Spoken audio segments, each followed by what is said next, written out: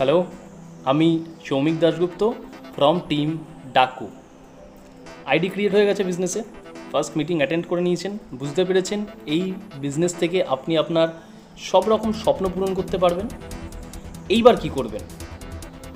ID create করার পর কি করতে হয়?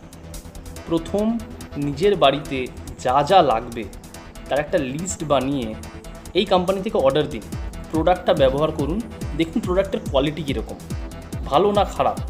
যা যা বেনিফিটের কথা এখানে বলা হয়েছে সেই বেনিফিটগুলো আপনি পাচ্ছেন কি পাচ্ছেন না। আর তার সাথে সাথে এমন 20 জন মানুষের নাম লিখুন যাদের সাথে আপনি এই ব্যবসাটা আলোচনা করতে চাইছেন। প্রথম কাজ, এই কোম্পানি থেকে কিছু প্রোডাক্ট ব্যবহার করে দেখুন প্রোডাক্টের কোয়ালিটি কীরকম।